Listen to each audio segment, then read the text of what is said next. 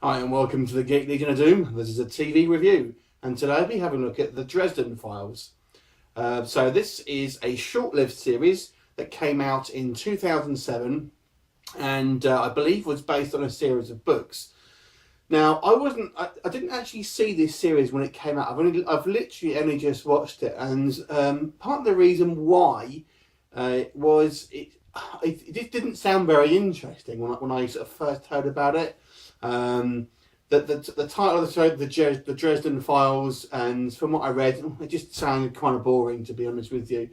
And that was my mistake, because I actually really enjoyed this TV show.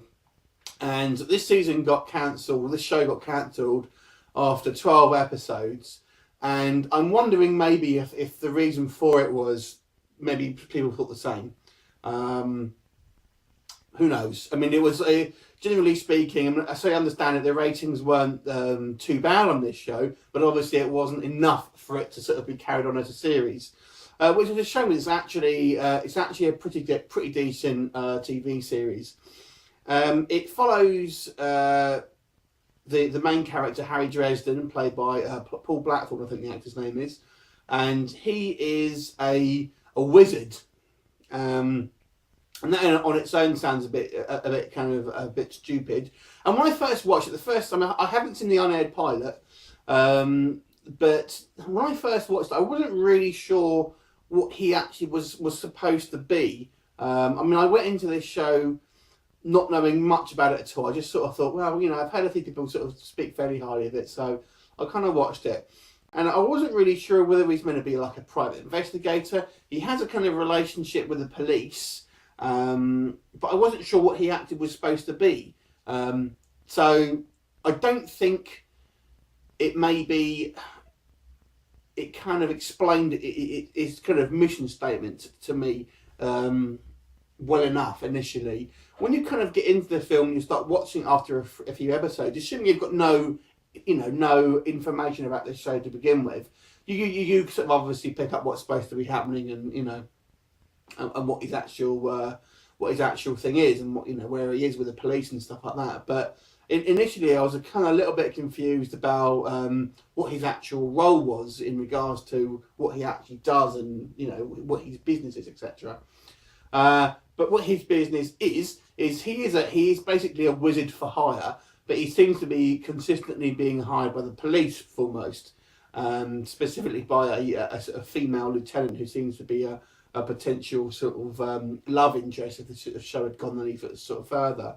And generally speaking, there's when kind of the unexplainable happens, he's sort of brought in as a consultant, and inevitably there's a supernatural cause to it. And you have all the sort of most of sort of the normal sort of supernatural characters show up: ghosts, vampires, werewolves, etc.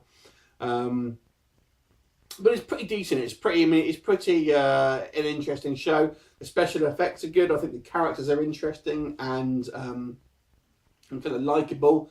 As far as I know, there have been some changes made from the books. And as I say, I've not read the book, so I couldn't tell you too much more information about that. But from what I've read, there have been some changes made for the sort of the personalities of the characters and things like that.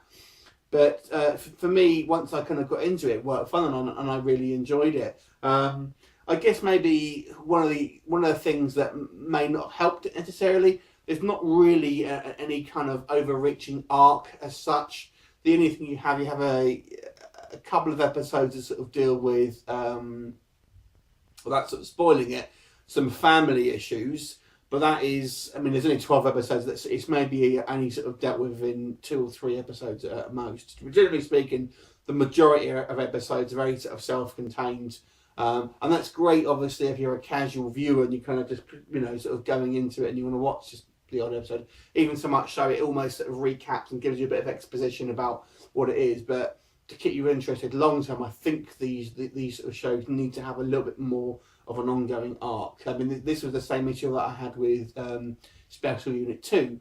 It was just purely episodic, but ones like, for example, Buffy or things like that, they do have, although they have their standalone episodes, there's generally speaking a sort of ongoing arc, and that's a lot better to kind of get that sort of buy-in from the audience, I think. And I think maybe this is maybe one of the criticisms with this particular series. But it's a very enjoyable show. I think the special effects are pretty decent. Characters are interesting, and the sort of the monster makeup you kind of see, is fairly decent for the most part. There may be some little bits of ropey CGI here and there, but we are talking about a TV budget on a season 1 of a show, so it's never going to be that good. But you can kind of look past those things. It's a really interesting show. It's a shame it only lasts for 12 episodes. So I would have, having watched these 12 episodes now, I certainly would be interested in watching more if there were more available. Who knows? I mean, maybe one day it will get remade, I suppose. But there you go. That's my thoughts on the Dresden Files. So I'll give this show, or there's 12 episodes that I've seen, a 7.5 out of 10. Have you seen it? Let me know what you think, and I'll look forward to you next time. See you later.